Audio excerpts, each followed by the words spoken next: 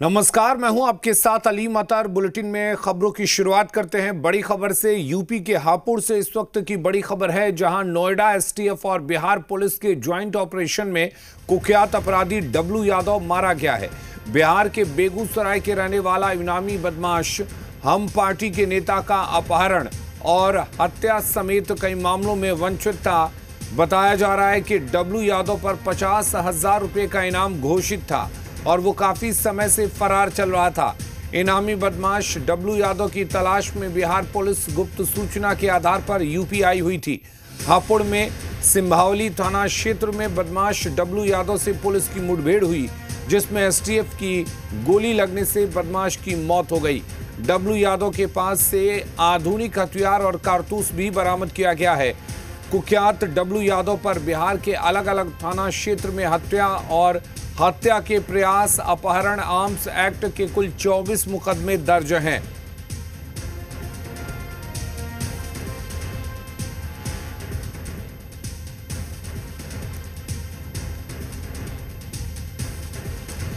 तो बिहार का W UP में ढेर हो गया है।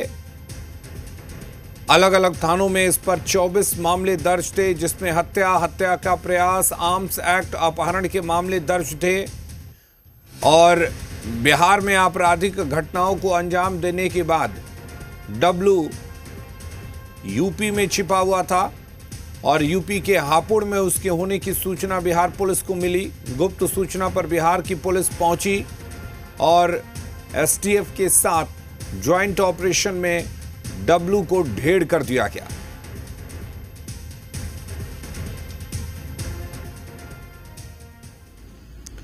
तो 50,000 का इनामी बदमाश डब्लू यादव यूपी के हापुड़ में मुठभेड़ में ढेर हो गया है। बिहार पुलिस और नोएडा एसटीएफ के ज्वाइंट ऑपरेशन में डब्लू को मार गिराया गया है।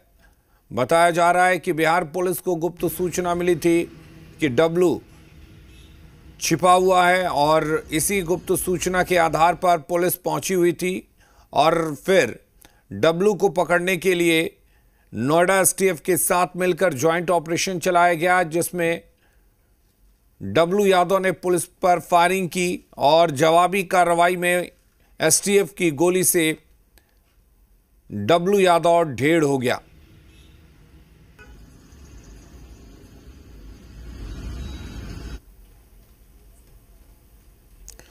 तो बिहार पुलिस और नोएडा एसटीएफ ने ज्वाइंट ऑपरेशन चलाया और इस ज्वाइंट ऑपरेशन में एसटीएफ की गोली लगने से डब्लू यादव की मौत हो गई। आधुनिक हथियार और कारतूस भी बरामद किए गए हैं। यूपी में बिहार का कुख्यात मारा गया। बिहार का डब्लू यूपी के हापुड़ में ढेर हो गया।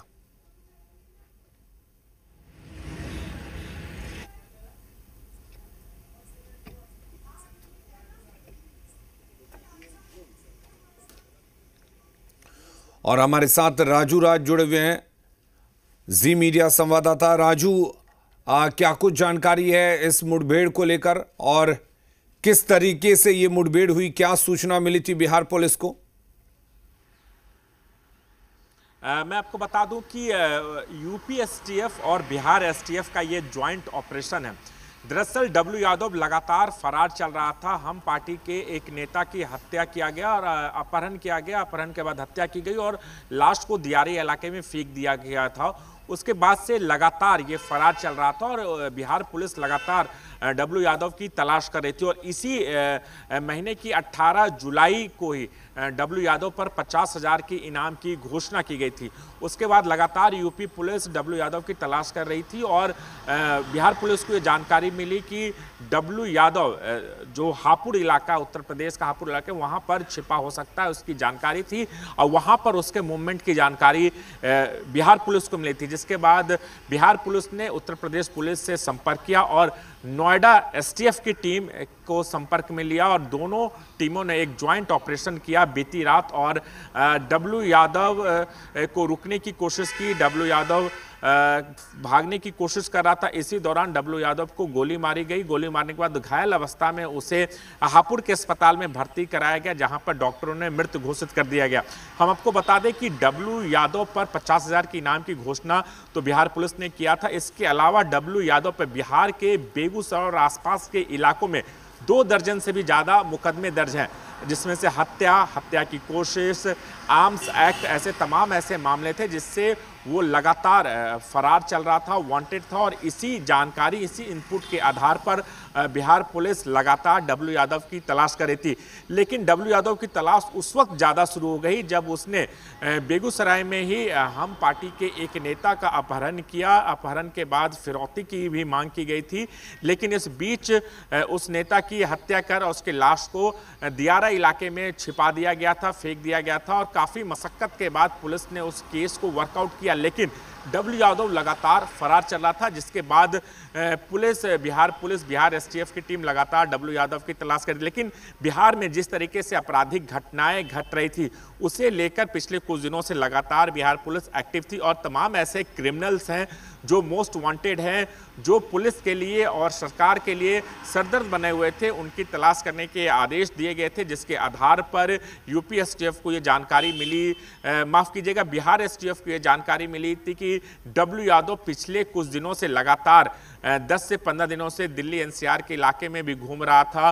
उसका मूवमेंट के बारे में पता चला कि वो उत्तर प्रदेश के हापुड़ में है, और इसी जानकारी को साझा किया गया यूपी एसटीएफ के साथ। नोएडा की एसटीएफ टीम, जो नोएडा की टीम थी, उसे इस जानकारी दी गई। उसी जानकारी को ट्रैक करते हुए यूपी एसटीएफ और नोएडा एसटीएफ की टीम हापुड़ पहुंची, और हापुड़ में ही इस एनकाउंटर को अंजाम दिया गया। ऐसा लगा था कि डब्लू यादव घायल था, लेकिन डब्लू यादव को जब अस्पताल ले जाया गया, उसकी मौत हो चुकी थी। और इसके बाद पुलिस ने एक बयान जारी किया, जिसमें बताया गया कि डब्लू यादव को एक मुठभेड़ में मारा गया है, और उसके ऊपर जो मुकदमे दर्ज थे, काफ़ी संगीन मामले थे। 2 दर्जन से ज़्यादा मुकदमे बिहार के बेगूसराय में दर्ज थे, और बेगूसराय के लिए कहीं ना कहीं सरदर्द बना हुआ था डब्लू यादव। फिलहाल पुलिस तमाम जो कागजी कार्रवाई है वो कर रही है।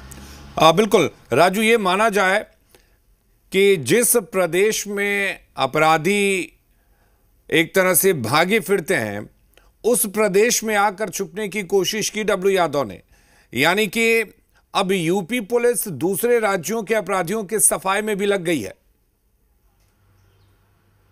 देखिए, निश्चित तौर पर उत्तर प्रदेश के अंदर क्राइम के प्रति 0 टॉलरेंस है। और जिस तरीके से हम देखते हैं, अगर कोई अपराधी मान लीजिए अगर चेन स्नैचिंग के मामले में भी वांटेड है, लगातार एक जैसी वारदात करता है, तो यूपी पुलिस उसके खिलाफ सख्त एक्शन लेती है। ठीक उसी तर्ज पर डब्लू यादव उत्तर प्रदेश के हापुड़ में छुपा हुआ था, और जैसे ही बिहार पुलिस ने संपर्क किया, जानकारी साझा की, और बिहार पुलिस जैसे ही यहाँ पर आई, तो यहाँ भी यूपी पुलिस अपने चिर परिचित अंदाज में इस एनकाउंटर को अंजाम दिया। हालांकि पुलिस की कोशिश थी कि इसे घायल अवस्था में पकड़ा जाए, लेकिन जिस तरीके से इसने भागने की कोशिश की, इसको पकड़ने की कोशिश की, क्योंकि काफ़ी इंपॉर्टेंट हो जाता है बिहार पुलिस के लिए, क्योंकि बिहार एसटीएफ की टीम भी साथ में मौजूद थी, और बिहार पुलिस के लिए डब्लू यादव को पकड़ना किसी चुनौती से कम नहीं थी। जिस तरीके से बिहार के अंदर डब्लू यादव का एक खास तौर पर बेगूसराय इलाके में वर्चस्व बना हुआ था, और एक के बाद एक कई मामलों में वो अपराधी था।